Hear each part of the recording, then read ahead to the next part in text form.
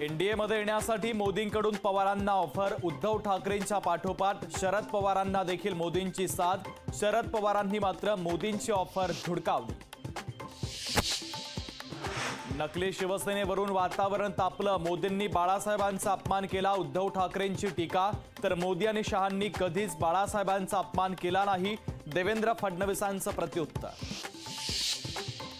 मावळमध्ये उमेदवारीच्या बाबत कोणतीही फिक्सिंग होणार नाही। श्रीरंग बारणेंनाच निवडून देण्याचं अजित पवारांचं कार्यकर्त्यांना आवाहन। हैदराबादला येथे हिम्मत असेल तर रोखून दाखवा। नवनीत राणांचा दोन्ही ओवेसी बंधूंना पुन्हा एकदा आव्हान। नगर दक्षिणचे उमेदवार निलेश लंकेंना अजितदादांकडून जिरवण्याची धमकी। नादी लागला तर त्यांचा बंदोबस्त करतो। अजितदादांचा भर प्रचार सभेत निलेश लंकेंना इशारा। शांतिगिरी महाराज नाशिकमधून निवडणूक लढण्यावर ठाम। तर 5 मतदारसंघात शांतिगिरी समर्थक उतरवण्याची घोषणा। शांतिगिरी प्रस्थापितांना धक्का देणार। जेल किंवा पक्ष बदलणं हे दोनच पर्याय होते। रवींद्र वायकरांनी वृत्तपत्राला दिलेल्या मुलाखतीत गौप्यस्फोट। गौप्यस्फोटानंतर रवींद्र वायकरांचा मात्र यू-टर्न।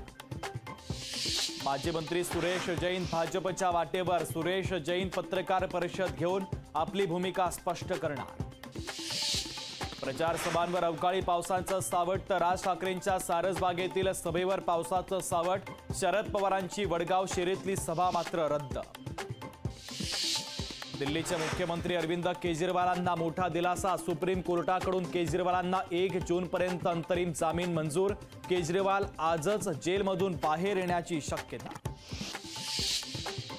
बृजभूषण सिंहांना दिल्ली हायकोर्टाचा दणका। महिला कुस्तीपटू लैंगिक शोषण प्रकरणी बृजभूषण सिंहांच्या विरोधात आरोप निश्चिती।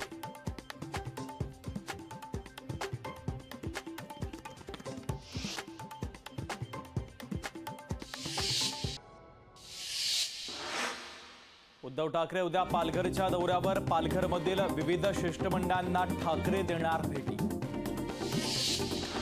अरविंद सावंतांसाठी आदित्य ठाकरे प्रचाराच्या मैदानात। भायखळा येथे शिवसेना उद्धव बाळासाहेब ठाकरे पक्षाच्या वतीनं मशाल रॅलीचं आयोजन।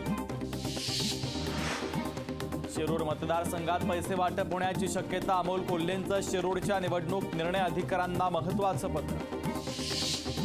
वोट बँकेला आरक्षण देण्याचा काँग्रेसचा अजेंडा। नंदुरबारमधून पंतप्रधान मोदींचा काँग्रेसवर हल्लाबोल। भाजपला यावेळेस सर्वात मोठ्या पराभवाला सामोरं जावं लागेल। राहुल गांधींची भाजपवर टीका। शिवसेनेचे आमदार चंद्रकांत पाटील रक्षा खडसेंमध्ये दिलजमाई। गुलाबराव पाटलांना चंद्रकांत पाटलांची नाराजी दूर करण्यात यश। शिवसेना उद्धव बाळासाहेब ठाकरे पक्षाकडून रवींद्र वायकरांना नोटीस। अपात्रतेची कारवाई करण्यात यावी यासाठी पाठवली नोटीस। जालन्यात 176 बेवारस मतदार ओळखपत्र सापडली। पंचनामा करून मतदार ओळखपत्र ताब्यात। मतदार ओळखपत्र जुनी असल्याचा प्रशासनाचा खुलासा। पंढरपुरात लाच स्वीकारणाऱ्या पोलिसावर लाचलुचपत विभागाची कारवाई। 50,000 रुपयांची लाच स्वीकारताना रंगेहात पकडलं। इगतपुरी तालुक्यामध्ये अवकाळी पावसाची हजेरी। तर अवकाळी पावसामुळे नागरिकांची उकाड्यापासून सुटका। हातकणंगले तालुक्यामध्ये अवकाळी पावसाची हजेरी। पारगाव आणि टोप परिसरात जोरदार पाऊस।